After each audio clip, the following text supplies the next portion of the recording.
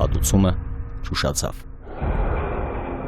Պայմանագրային զինծառայող շարքային 33-ամյա Հրաչյա Մուրադյանը զոհվել է ապրիլի 7-ին թշնամու ագրեսիան հետ մղելիս։ 3 զավակները մնացել են գործազուրկ կնոջ խնամքին։ Մինչև Հրաչի զոհվելը ապրել են Վարձով։ Հաշվի առնելով նրանց սոցիալական ծանր պայմանները, Երևանի քաղաքապետարանը նոր բնակարանի բանալիներ է հանձնել Հրաչյա Մուրադյանի ընտանիքին։ Բնակարան ունենալը Հրաչի ամենամեծ երազանքն է եղել։ Գտյան տարիներին իր ծնողները դեստեղ պայմանները լավ չէր գնացին բայկալ ամուր։ Հրաչիկը մնաց մեզ մոտ։ Մենք պահեցին մինչև 3 տարեկան։ Շատ աշխույժ, լավ հասկացող երեխա էր, որ մենք տեղ ենք կնում հետներս տանում էինք, ավտոբուսի մեջ էր, թե մարշրուտի մեջ էր, անընդհատ բանաստեղծություններ էր ասում, անընդհատ խոսում էր, անգիր էր ասում։ Այնքան էր ասում, մինչև շոֆերն ասում էր, ասեք երիկա մեղք կա երեխան հետ կա խոսա։ Շատ գեղեցիկ էր խոսում, շատ ճոխյութեր էր իր լեզուն, ինքը ճիշտն ասած ժուրնալիստիկա էր լեզուն, ժուրնալիստերի զնդարներ, ու պատկերացեք, որ ուներ էլի բոլոր հնարավորությունները։ Ես ու Հրաչը հեռավոր ազգականներ ենք, 2 եղբոր թոռներ, բայց չեմ սխալվի, եթե ասեմ, որ նա իմ ամենամոտ հարազատն էր ու իսկապես իմ կյանքում եղած միակ իսկական ընկերը, որի պակասը ոչ ոք չի կարող լրացնել, որի բաց է թողել իրենից հետո, նա անմնացորդ էր նվիրված թե ինձ, թե իմ ընտանիքին։ Մի քանի տարի առաջ ընդհանրապես սկսվեց այսքան մոտիկությունը գործի բերումով, որովհետև սկսեցինք աշխատել միասին, դարձավ իմ օգնականը, իմիջիայլոց իր կինն էլ իմ ընկերուհին է եւ իմ շնորհիվ են իրենք ամուսնացել։ Իմ կուրսեցի ներկինը, գրասենյակ էր բացվել, օտար լեզուներ էինք դասավանդում, ես այնտեղ ղեկավարում էի, համ էլ դասավանդում էի, ու այդպես դրա գործի բերումով Հրաչը սկսեց անընդհատ գնալ գալ, ու այնտեղ Աննայի հետ էինք գործ բռնել, Աննային տեսավ, ասեց քո ընկերուհին է, ասեցի հա, դե որ քո ընկերուն է, ուրեմն ինքն էլ է լավը, վերջ, ասեցի Հրաչ ջան, շատ լավն է, իսկ տուն տանելու աղջիկը։ Սկզբում շատ մտերիմ ընկերներ էինք, որ ասում են քուր եւ եղբայր ոնց որ 2 տարի մինչեւ ամուսնությունը մեր շփումը տևեց, ընկերություն արեցինք, այնտեղ ամուսնացանք։ Առաջի ամուսնություն, առաջի թորի ինչքան տատն ու բաբը ուրախ կլինեն, որ առաջի սերը կտեսնեմ թորներիս։ Ամուսնանալուց հետո, առաջ երեխեն ունենալուց հետո ասացավ տանեմ, դու լավ բալա եք, իրար շատ եք սեմ։ Ասավ տատ, ես Աննային ենքամ տիս սիրեմ ու հարգեմ, ոնց պապին քեզա սիրե ու հարգեմ։ Ես այդ ձևով կսիրեմ Աննային ու երեխեքիս։ Շատ կյանքով լի տղա էր, շատ ընկերասեր, անչափ անսահման, եթե նվիրվում էր ամբողջ հոգով ու սրտով, եթե ինքը կարող էր ինչ-որ մի բանով օգնել, պիտանի լինել, նա անում էր։ Հրաչի համար ընկերությունը շատ մեծ տեղ է իր կյանքում զբաղեցնում, իր համար ամեն ինչը մի կողմ, ընկերները լրիվ ուրիշ տեղ ունեին իր կյանքում, շատ նվիրված էր, շատ ընկերասեր, ոչ միայն ընկերներին, բոլոր այն մարդկանց, բոլոր իր հարազատների համար ինքը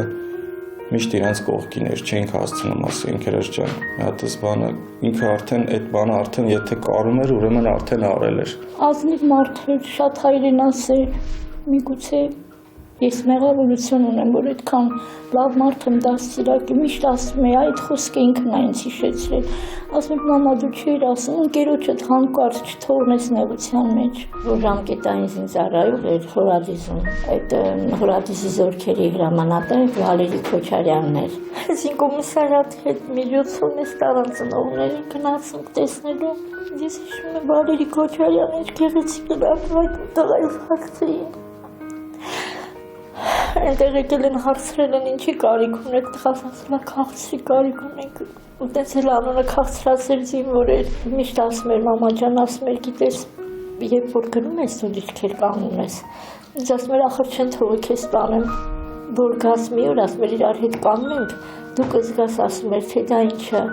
լրիվ կյանքդ այլ իմաստ է ստանում, դու քո աչքին մի ուրիշ արժեք ես ունենում, դու բարձրանում ես բոլորից, որ քեզ է սահմանված այդ քեզ են տվել այդ պատիվը, որ դու պետք է պաշտպանես, ասել որ նայում եմ հետևում մեր խաղաղնակիցների լույսերին,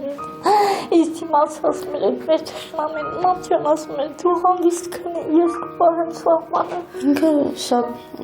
որ ասում են վեճնի ստուդենտ ինքն էր, ինքը մի բանա կիսատ թողեց, գնաց բանակ, եկավ ժամանակելը փոխարին ուրիշ տեղ ընդունվեց, հետո դա ավարտելուց հետո մի քանի տարի անց արդեն երկրորդ երեխային էինք սպասում, ընդունվեց ճգնաժամային կառավարման ինստիտուտը, այնտեղ սովորեց։ Իսկական հայ տղամարդ էր եւ նուրբ էր եւ երբ որ պետքա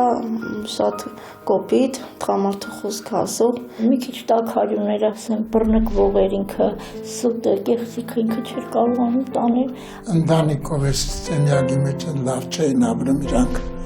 Դրա համար ինքնած վարձով էր, համարյա մեկ տարիա որ վարձով էր, դել տեսա որ վարձի հաշվով բանով հայրն էր միշտ օգնում իրան, որ այդքան նեղված էլապան, ասավ կայն էտամ ուրիշտեղ հարմար կորչ չարեց, գնաց պայմանագրային զինծառայող դառավ, դրանից հետո էլ կնում գալիս էր 15 օրը մեկ գալիս էր տուն, 15 օր կնում էր։ Ինքը առանց աշխատանքի երբեք չի մնացել, եթե ինչ-որ միտեղ ինչ-որ բան չէր ստացվում, ինքը դուրս էր գալի, ինքը շատ արագ կարողանում էր ինչ-որ նոր աշխատանք գտնել, ինքը աշխատասեր էր, ինքը շատ կրթված էր, շատ յուրաքանչյուր թեմայից, որ հետը սկսում էր խոսալ, ինքը այդ թեմայի մեջ կար ու ինքը շարունակում էր այդ խոսակցությունը։ Բանվորից մինչև փոխտնօրեն ինքը աշխատել է։ Աշխատանքի առումով տարբեր բաներ փորձում էր, հետո մտածեց, որ ինքը սիրում է այդ ուղղությունը, պետք է որ ստացվի, գործերը ստացվեցին, համարյա մի տարուց մի փոքր ավել էր, որ դիմում տվեց, նախապատրաստեցին եւ արդեն աշխատանքի վերցրեցին, բայց երկու անգամ այնտեղ բարձրանալիչնելուց հետո նա ասաց, որ սա իմ գործն է, ես գտել եմ իմ գործը, այդքան աշխատանք ինքը փորձել էր, այդպեսի բան չէր ասել։ Միշտ ինչ որ մի բան կար, որ սրտով չէր լինում, այս անգամ ինքը սկսեց տենց ասել։ Ինքը ճգնաժամային կառավարման ակադեմիան ավարտեց։ Դե ասում եմ մամա ջան, դες ինչով պետք եղավ, ես հիմա ֆելդշեր եմ աշխատում։ Ես մի անգամ ասացի, Սիրաչիկ ջան, մի քիչ վտանգավոր գործ է, փոքր են երեխեքը, կինը ջահել, վերջապես ես ասում եմ, իսկ խելագարվում եմ, որ քեզ մի բան լինի, քեզ խելագարվի, ասում եմ, հայրենիքի համար եմ մեռնում, Նահուր Հավիզյան անմահ է մնում, իր խոսքերը։ Մենք ընկերներով հավաքվեցինք, նստեցինք, ասենք Հրաշ ջան, ճիշտ ես, բայց որոշել, ընտանիքը 3 փոքր երեխա ունես, այս կոմենկոմ, ասես չէ, ինքը տենց էր, եթե մի բանը որոշում էր, ինքը այդ բանը պետք է աներ, ասես չէ, ես որոշել եմ, կտենակ, որ էդ իմ համար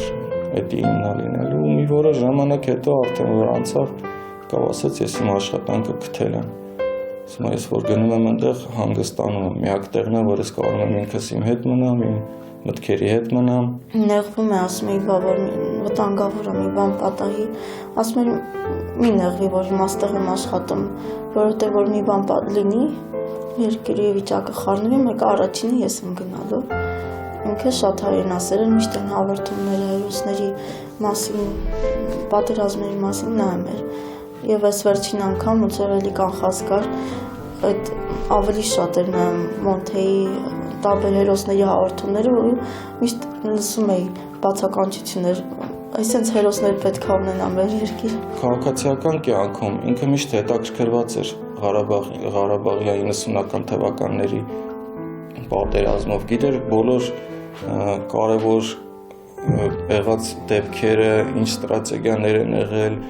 որը ոնց է ազատագրվել, ով ա եղել հրամանատարը, ամեն ինչը գիտեր ու միշտ ասում էր, որ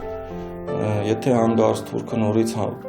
ռիսկ անի հարձակվի, ես գնալու եմ պատերազմ, գնալու եմ կռվեմ, այ ասում են Հրաշ ջան, թող թուրքը չհարձակվի, դու էլ հենց մի գնա, էլ սպասի, ես ինչ ես ասում։ Այս վերջերս ուզում էր արդեն սովորեր, բարձրագույն էր տալիս։ Պետք է հետ գար այդ օրը, որ պետք է գար։ Տար 6 ամիս ստեղ սովորելու։ Բայական դասերի պիտի գնար ամբողջ իր դոկումենտացիան թղթերը լրիվ պատրաստել, ես վերջին դիրքեր բարձրանալն էր, իջնելու էր, որ գնար։ Շատ երջանիկ էր, ասում էր մամ ջան, որպես արդեն օֆիցեր սպա կգնամ։ Կտեսնես, ասում էր, դու այս տղայով ինքը տենց հելանց էր, կհապարտանես։ Ինքը դիրքերում արդեն գծում էր իր այդ ստեղ մնալու իր պլանը։ ճանապարհին զանգում էր, արդեն ասում էր տղեկ ջան գալիս ենք, այսօր էս ենք անում, դե առաջ 2 օրը ինքը նվիրում էր իր ընտանիքին, երեխեքը, ծնողները, կինը, հետո նոր արդեն միանում էինք մենք։ Երեխաների հարցերում միշտ ուշադիր էր, անտարբեր չէր, միշտ մասնակից էր, օգնում էր, շատ էր օգնում, երբ մեզ մոտ էր լինում, ոչ թե ծառայության, նա չէր թողում, որ ես երեխաները տանել բերելու հարցով զբաղվեի, ինքը միշտ կողքիս էր։ Ես դրա համար, երբ որ ինքը ստեղ չէր լինում, ինքան էի զգում իր կարիքը, ասում էի հեռախոսով զրուցելուց, ասում էի, որ շուտ արա, չեմ դիմանում, շատ դժվար առանց քեզ։ Ասում է, որ ես գնամ դիրքեր, դուք չար չպայեք, հետո մենք չէինք կարում չար պահենք, պիտի չար պահենք։ Ասում էր ապերիկը մեր տան տղամարդն է, իրան պիտի լսեք, չծեծեք ու չլացատնեք, մենք էլ հենց նենց էինք անում, ուղղակի մի հատ միտ կպնում էինք։ Ինքը իր աղջկա հետ, մեծ աղջկա հետ, ասում էր իմ ընկերն է, ինքը իմ աղջկը չի, իմ ընկերն է, որոշ հանձնարարություններ էր, ասում էր դիրքերից կգամ, տեսնեմ ոնց ես արել, նենց նվիրված անում էր, պապան գաս մանկաշ չբողոքել։ Պապան ինձ ասաց, որ ես հենց դիրքերից իջնեմ, ինձի հեծանիվ կարնի, իսկ Արմինեն հենց իջնի դիրքերից, ամեն առաջին ասաց, որ Արմինեին սամակատ կարնեմ, իջնում ենք եզայմ կշելու, պապան համոզում է, որ ես իջնեի եզայմ կշեի, ասում է, չէ, պապա ես չեմ կարա կշեմ ու լացում է։ Մինչև այս վերջին անգամ դիրքեր բարձրանալը, ոնց որ նա զգար, երևի կանխազգում էր, ամեն ինչին անդրադարձավ, այնպեսի բաներ էր պատմում, հարցնում և ոնց որ ես հիմա որ վեր եմ հիշում, ապշում եմ, թե ինչ աստիճանի զգացողություն ուներ ինքը։ Երեխաներին նույնիսկ ավելի կրկնակի, ավելի շատ էր ուշադրություն դարձնում, մեծ աղջիկը հեծանիվ շատ էր սիրում վարել։ Մի հատ ցերեկ տրիչ ես ու մի հատ երեկոյան եւ վերջին օրը ասում է ընկերների հետ պետք է գնար հանդիպման, չգնաց, ասեց մնամ տանը, երեխայից նորից երեկոյան տանեմ եւ տարավ, ասեց արժեր, այդ երեխոս աչքերի փայլը որ տեսնում էի, տեսա արժեր որ ես չգնացի, իրան տարա, ուղղակի ոնց որ վատ զգամ, ասում է որ գնալու եմ, այստեղ դու մենակ չես կարող արդեն 2 անգամ իրեն տանել, ինքը ինքան ուրախ հավարում եք հեծանիվը, այդենց երդ էլ էր զգում, ոնց որ ուզում էր ամեն ինչ եռապատիկա շատ աներ։ Անչափ ծնողասեր էր, ընտանիքին նվիրված էր, իր երեխեքի համար չգիտեմ, ընդհանրապես շատ էր սիրում երեխեքին, նույնիսկ իմ բալիկը, երբ որ երկրորդ զավակս ծնվեց, 2.5 ամսական 3 էր, հələ դեռ ժպտում էր, էլի չէր ծիծաղում, Հրաչը առաջին մարդն էր, որին տեսա, որ բարձր ձայնով սկսեց ծիծաղել, զարմացել ենք, այնքան երեխաներին չես կարող չէ խաբել։ Երազանքներ ուներ, որոնք անկատար մնացին, օրինակ երազում էր 4-րդ երեխան էլ ունենալ, մի անգամ ինձ ասեց, Սիրջան որոշել եմ 4-րդն էլ ունենամ, ասեցի այ տղա, կինդ գիտի դրա մասին, ասում սուսել է ինքը չգիտի դրա մասին, չասես հանկարծ, ծանր կտանի։ Այդպես կատակասեր էր, միշտ ուզում հումորներ էր անում, սիրում էր իր փոքր ու մեծ ուրախությունները բոլորիս հետ կիսեր։ Ինքն էր միշտ խառնում իրար սաղիս, որ սաղիս հավաքում էր արագ, գնանք էս անենք, այն անենք, ստեղ հավաքվենք։ Վերջին անգամ իրար տեսել ենք, ընկերներով հավաքվել, գնացել ենք բիլիարդ էինք խաղում, իր ծառայություն մեկնելուց 2 օր առաջ։ Վերջին անգամ Հրաչից տեսել եմ իրենց Վարձով բնականում, հավաքվել էինք, զանգում էր անդադ այդքան էր, ասում էր Սիրջան, ինձ մի տեսակ ուզում եմ հանդիպենք, դա իրոք վերջին հանդիպումներ էր։ Հավաքվենք, խոսենք, կարոտել եմ ձեզ, գնացինք, մի տեսակ այդ օրը ուրիշ էր, համ շատ ուրախ էր, համ միաժամանակ շատ տխուր էր։ Վերջում համարյա դուրս գալուց առաջ մի կենաց ասեց, ինչ երջանիկ այն մարդը, որ թեկուս քողքը քիչ, բայց իրեն այսքան նվիրված մարդիկ ունի, նենց եմ ուզում արտասանեմ, ինքը ասեց ու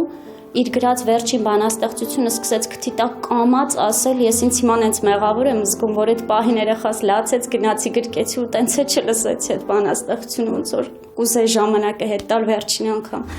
իր շուրթերից իր գրածը լսել, բայց ցավոք սրտի արդեն չես կարող ոչինչ փոխել։ Իմ փոքրիկ ու պայծառ իմաստղիկ, ջերմ փարոս մութ ու ցուրտ այս կյանքում, իջար ցած երկնային քո գահից, հեռացար ինձանից դու հանկարծ։ Հիմա ես եւ հիվանդ եւ հոգնած, Հիմա ես անոթի ու արփած, երկինք եմ նայում անդադար եւ աղոտ թախիցով փնտրում քեզ։ Իմ փոքրիկ ու պայծառ իմաստղիկ, չեմ կարող, չեմ ուզում մոռանալ, ուժ չունեմ ապրելու առանց քեզ իմ կյանքի լուսաբաց։ Ապրում եմ հիմա լոքույսով, որ մի օր քեզ նորից կտեսնեմ, ու կյանքից դատարկ անիմաստ նորից ջերմությամբ կլցնես։ Իրան չգիտեք ինչու միշտ թախծոտ էր ստացվում անաս, ինքը ուրախ մարդ էր, իրան ընկերները ասեն, ինքը ուրախ անձնավ, բայց չգիտեք ինչ ինքան թախծոտ էր բանաստեղ, մամա ջան եմ քննադատու դու ես առաջինը դու ասեք ու կարծիքը, շատ մտերիմ եմ եղել տղայիս հետ, շատ ոնց որ իմ աղջիկը լիներ։ Գնալուց էլ զանգում էր բոլոր իր հարազատներին, ծանոթներին, տրանսպորտի մեջից ճանապարհին, բոլորին զանգում էր, հաջող էր անում։ Չգիտեմ, կարող է ինչ որ բաներ ասել։ Ինքը դե ինքը գիտեր ուր էր գնում։ Ինձ էր ստացվում, որ քանի որ ինքը ծառայության էր դիրքերում էր լինում, շատ առիթների ինքը ներկա չէր լինում։ Ծնունդ էր, չգիտեմ, հավաքույթ էր, էս էր, նոր տարի էր, միշտ բացակայում էր մեծ մասամբ։ Հեռախոսը վերցրեց, ասեց, այդ ամսվա մեջ, ապրիլ ամսվա մեջ առիթներ ունեինք, հետո ամսի 24-ին մենք միշտ իրար հետ գնում էինք Ծիծեռնակաբերդ, հետո ջայրով երթի էինք անպայման մասնակցում, ես ու ինքը։ Զանգեց, ասեց, «Էսպես մենք էս լավն է, սա առիթների ստեղ եմ ելնելու, ջայրով երթի ենք գնալու», ասացի, հա, ես չեմ անպայման, դու արի, կանենք սա։ Ամսի մեկի առավոտյան ինքը զանգահարեց, ասեց, մամա ջան, ամեն ինչ նորմալ է, դե ինք իրանք դիրքերից իջնում մի օր մնում էին, մյուս օրը նոր գալիս էին տուն։ Ասեց, շատ լավ է, նորմալ է մամա ջան, ասեց, ես արդեն իջել եմ, նորմալ կգամ վաղը։ Հետո մյուս օրը ես գնացի եկեղեցից դուրս եկան, սիրտս եմ տեսակ ճմրվեց, զանգեց հրաչիկս, ասեց, մամա ջան, ժամը 11-ին շարժվում ենք։ Գնացի խանութում տառացիում հաղորդեց, տեսա բոլոր ժողովուրդը հավաքվել են խանութում, անդրամադիր են լացում, ասես ինչ ա եղել, ու մեկ էլ որ ասեց պատերազմա, կռվում են գիշերով դեպքեր ա եղել, ու սիրտս ճմրվեց, ասում մի հատ հրաչիկը զանգի, տեսնեմ էդ ինչն ա, բայց մի կողմից ինքան հանգիստ էր, ասում ինքը քեր բաժարում ա, դեպքերը թալիշում, մի պահ ոնց որ ես ինձ հույս տվեցի, հետո զանգեց, ասեց, մամա ջան, ասեց, հեռուստատեսությամբ երևի լսածն ես, որ դեպքեր ա եղել, մի քանի օրով ինձ ստանում են Խոջալու, գնում ենք զինավարությունների, բայց դու մի մտածի, ես տուն եմ գալու, մի քանի օրից հետո կգամ տուն։ Մասպա մի մտածեք, մի շատ հեռու ենք այդ կրակոցներից, մեզ ուղղակի պահում են լագերում, որպեսզի հենց պետք լինի տանեն։ Մենք մի քիչ հանգիստ էինք այդ ժամանակ, այդ պահով, բայց իրականում հենց սկզբից թալիշ են տարել,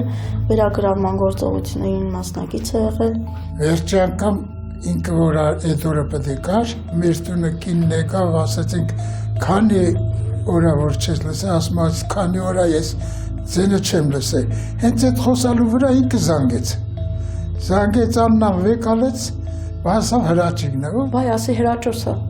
Հերցեց հրաչոն էր, Աննայի հետ երկու բառ խոսալուց հետո ասավ,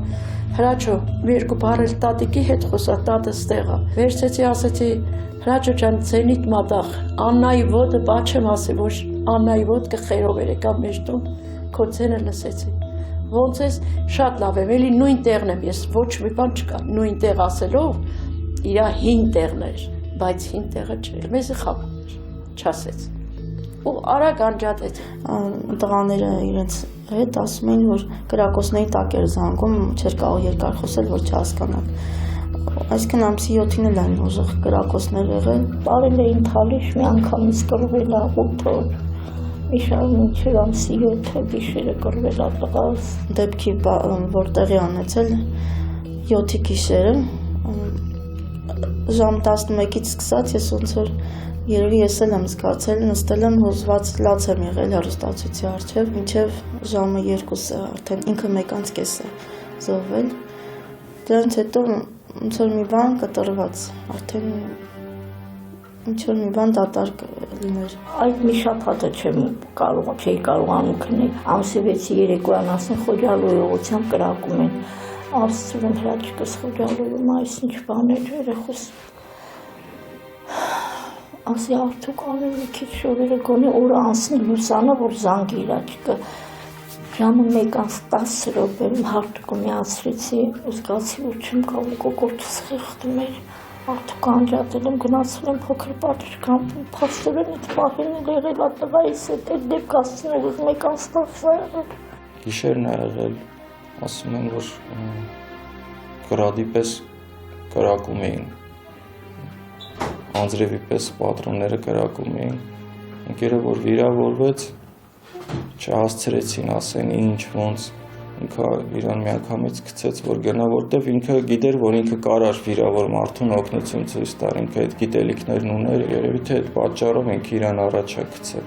Որ տեսել անգերոջը խփել են, գնացել ա որ բերի, ինքը չէր կարող անտարբեր մնալ, ինքը իր որակներ այդպիսին, ինքը չէր կարող թողնել իր անգերոջը, բայց դրա հետևից էլ 3 հոգի են գնացել։ Ընկերը ասում ա պարկած, հենց որ գնում էինք, ասում ա գոռում եմ հրաչ գնա, ասում ա ինձ թվաց է, որ կրակում են վաղից պարկել, չի ասում ա այլ ինչ հրաչ գնա, ասում ա ոնց են խփի, իրանք էլ չեն զգաց։ Ասացին հրաչ վեկած կրակում են, վեկած առաջ անցի, են էլ դու մի ասա։ Իր տիպն հենց էր, որ եթե նույնիսկ հնարավորություն լիներ ժամանակը հետ տալու, ասի ինք հրաչ չեն գիտես ինչ սենց ա լինելու, ընկերդ որ վիրավորվի չգնաս իրան օգնես, ինքը մեկա գնալու էր։ Նման իրավիճակում նա նաև սեպտեմբերին է հայտնվել, երբ որ դիրքապահ է եղել Քելբաջարի դիրքերում, իր զինակցին կրակում են, դիրքային կրակոցնի ժամանակ, երբ որ տեսնում է վայր են գնում, արագ շտապում է, առաջի օգնության բոլոր հնարավոր բաները անում է, բայց չի կարողանում փրկի, որտեղ այդ տղայի աորտան էր վնասված լինում։ Եվ ասում են շատ ծանր էր տանում ընկերոջ մաղի հենց իր ձեռքերում, մեզ էլ չէր կարող պատմել, որպեսզի մենք հետ չանհանգստանանք։ Ինքն էլ շատ ազդվել էր, շատ ծանր էր տարել, մենք իրար հետ էինք գնացել, հետո գնացինք այդ տղայի հողարկավորությանը ներկա եղանք։ Դրանից հետո ինքը իր մեջ էլ ինձ թվում է ինչ-որ բաներ փոխվեց, որտեղ իր աչքի դեմն եղավ, իր ձեռքերում եղավ, միշտ առաջ էր ընկնում, միշտ ընկերների հարվածը վերցնում էր իր վրա, ոնց որ նաև եղավ դիրքերում, բայց այս անգամ եղավ իր համար էդի վերջին ուղճակտագրականը։ Ամսի 8-ի առավոտ արդեն իմացանք, ամսի ժամը 10-ն էր, տելևիզորը հաղորդեց, ես մինչև իմ կուխնյայից եկա զալը, պապին ասավ, քնար ոնց որ մեր հրաչոյին անուն ազգանուն էր կարտացին, գլխիս արդեն ուշ էր, իրոք հրաչոս էր։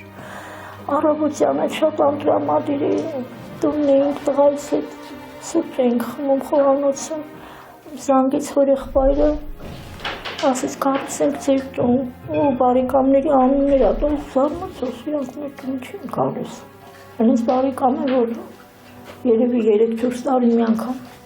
ասեցի, եկեք ասի երևի որ սենց դեպքեր ա հրաչքսել Ղարաբաղում է, դրա համար անհանգիստ եմ։ Բայց եկան մտնելու ձևից զգացի, որ մի բանը նիշ չի, բան նստի բան եմ ասում, ասի չեմ նստում, ուրեմ էլ չկա հրաչքս, զարմի ինչ գիտի, ասի ես արդեն հասկացա, ոնց որ ներկոս, ասի հրաչքս չկա, խփել են իմ հրաչքին, ասեցին հեռուստատեսության բոլորը լսել են ես ինձ բացի։ Հետո առավոտյան արդեն իմացանք, ես ամենավերջում եմ մնացել։ Երեխաներիցս երևի ամենափոքր տղաս կանխազգում էր, նա շատ էր հոր ամենատարիս վերջի մի օրում։ Դրանից հետո էլ արդեն կարոտով սպասելու խոսքը, ոնց էր անդադ սպասում էր հայրը կզանգի, հայրը կգա։ Իսկ աղջիկները առաջի 2 օրը ծանր տարան, հետո իրանք արդեն չեն արտահայտվում այդպես։ Ուղղակի ժամանակ առ ժամանակ հիշում են, բարձրաձայնում են, ասում են, որ շատ կուզեին հայրիկը իրենց հետ լիներ, բայց տենց չեն, ինձ հետ չեն կիսվում։ Բոլոր թուրքական մարդկանց սպանելա, կրակելա, ջարդելա, ուզում էր օգնել իր ընկերոջը, հետո թուրքերը տեսան, որ հայ եկել է փրկի, հետո կրակեցին, որ չփրկի։ Գոնե այնքան մխիթարական է, որ տեսել եմ էլի, թե բայս չեն խոշտանգել, չեն տանջել, ասում է ինքը չի զգացել մահը իր այդ վարկանների մեջ եղել։ Ինչքան էլ ինձ ուզում եմ հույս տալ, որ սա իր երազանքն էր, ինքը միշտ ասում էր, այնպես գնամ այս կյանքից, որ իմ հետևից լավով հիշեն, միայն լավ բաներ ասեն, հայրենիքիս համար գոնե մի կարևոր բան անեմ, նոր գնամ այս կյանքից, միևնույն է կապ չունի, երազանքներ ուներ, որոնք անկատար մնացին։ Ինքը շատ էր ուզում, որպեսզի օրերից մի օր լավ տնով, բնակարանով ապահովի իր ընտանիքը, ունենա իր երազած աշխատանք, իր երեխաները ամենակարևոր լավ ուսում ստան, միշտ ասում էր կրթությունը իմ համար ամենակարևորն է, թող 3 երեխաներս է կրթություն ստանան, թեկուզ ես մի քիչ վատ ապրեմ, ոնց որ գիտեք, ոնց քիչ կատարվեց այդ ամենը, բայց իր մահվան գնով, իրանից հետո տուն տրվեց, չէ, ցավոք սրտի դա արդեն ոնց որ այն չի էլի, ինքը ներկա չի այս ամենին։ Արյան գնով ոնց որ տուն տվեց, երեխաների տանիք տվեց։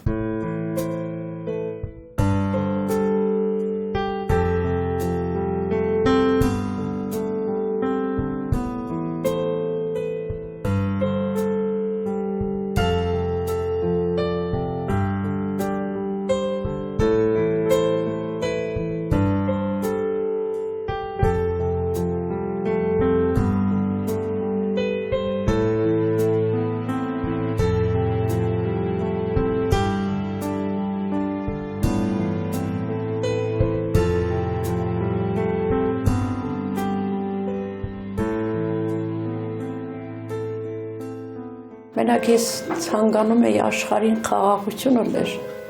Ես իմ հրաչոյին մեր մոտից չբաժանեին։ Բաժանելուց հետո հպարտենք, որտեղ ժառանգ ունենք, դες լավ հարգանքով, պատվով։ Շատ խիզախ տղա է, շատ համարձակ տղա է, շատ գեղեցիկ մտքեր ուներ։ Ուղղակի ափսոս, շատ ափսոս, որ այդքան կարճ ապրեցինք։ Աստծուց եմ խնդրում, չգիտեմ, որ գոնե սրանով վերջ լինի, որ ոչ մի մայր, այն որ ես եմ հիմա զգում չզգամ, դա մի ահավոր բան է։ Արդեն 2 ամիս է շուտով կլինի, ես մի պահ չեմ կարող ուղղս անջատեմ, չմտածեմ տղայիս մասին։